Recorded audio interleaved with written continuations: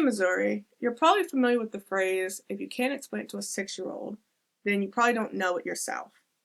This is actually a modern interpretation of a famous Albert Einstein quote, which is, if you can't explain it simply, you don't understand it well enough. So all I have to say to Einstein is, challenge accepted. Let's go.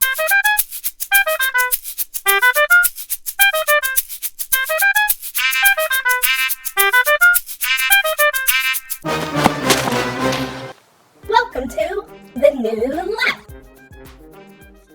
Hey, Missouri, my name is December, and welcome to the New Left.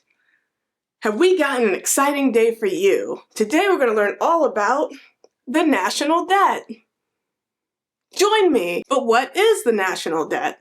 Do you think it's A, real, B, imaginary, or C, China? That's right, kids. It's D, political football. Los hacemos. But how does the national debt work? Well, for that, we'll have to go to the show and tell me table.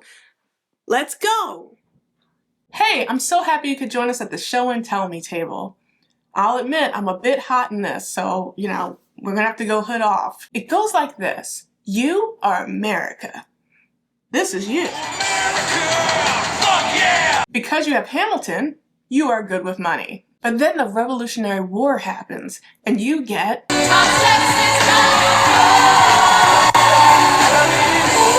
You need to borrow money for the first time from your ally, France. France is on the verge of war with England. Now, do we commit money and aid to our French allies, or do we stay out of it? Remember, my decision on this matter is not subject to congressional approval. Secretary Jefferson, you have the floor, sir. When we were on death's door, when we were needy, we made a promise. We signed a treaty. We needed money and guns and half a chance. Who provided those funds? France. Now, you get comfortable, a little too comfortable, borrowing money after this. Today, the top neighbors you owe money to are China and the UK and Japan. But what if I told you that despite how much money you owe your neighbors, it only makes up 30% of the debt that you owe? Who holds the other 70% of the national debt? Say it with me. I have a speech impediment. Say it with me, Missouri. America! America owes America the most debt. 70% to be exact. It's you. Do you understand that it's you? That's why it's a made-up issue that no one in Congress is even going to remotely address. No, it's just not going to happen. It's why the national debt will continue to grow indefinitely. Can you say the word indefinitely? Thanks to these people. But how does the national debt grow? Well, we already know that some of our money, 30% of our national debt, comes from our neighbors. So let's set them aside for now and find out how America, that's you, owes so much money to America, which is also you. You have $1. Your budget allows that $1 to fund everything that you need for a whole year. Isn't that great? Next year comes and you see that you still only have $1 in the budget, but you want to do war. You need more money in the budget. So what do? It's simple. You write yourself an IOU to your future self. You say to yourself, self, I promise to pay myself back this money 1 year from now. For sure. So you use your IOU to pay yourself 25 cents. Cool. Now you have $1.25.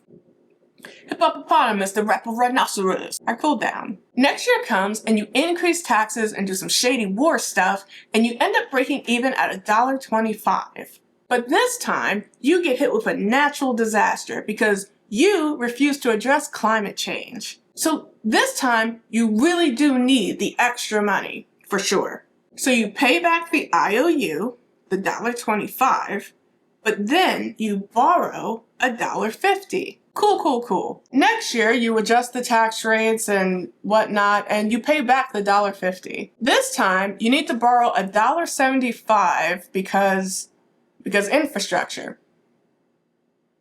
pay back, borrow $2. More war causes the depression and social programs also, so you need more money, for sure.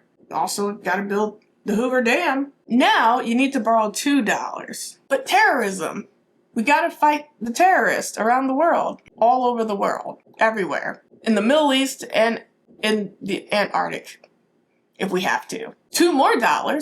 Housing crisis, $3. Hey, you can't let the auto industry or the banks fail, or the airlines, even though they have all the money. That's not American. So another $4. You need to borrow another $4. A pandemic, now you need to pay $5 to businesses to protect their stock portfolio from crashing.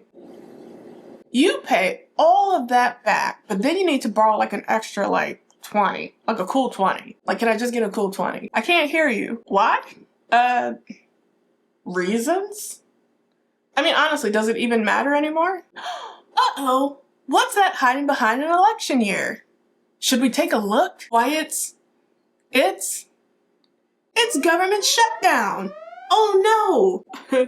I'm never getting elected to office at this rate. Will you help me, Missouri? We have to stop the government shutdown. Si se puede. Grab your registration forms, kids.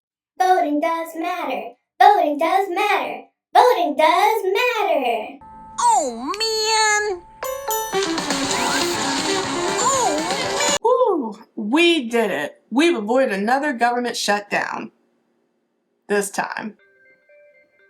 Well, Benny, we learned a lot today, didn't we? That the government borrows from itself to pay back its own debts, and then borrows even more money to overcompensate. And because there's no consequences to doing this, Congress will keep borrowing and adding more money to the debt every year because their plan is to die anyway. Because they're old. So it won't be their problem. It'll be ours and our children's and their children's children's and yours, Benny. It'll be your problem. At least we have each other. Hopefully, you and all of our friends out in Missouri learn that the national debt is not about China. It's just not. It's just us. It's just us, Benny. Thanks for joining me, and I hope to see you next time on The New Left. Have a great day. You can keep watching at thenewleftparty.com. Owen Einstein, your move.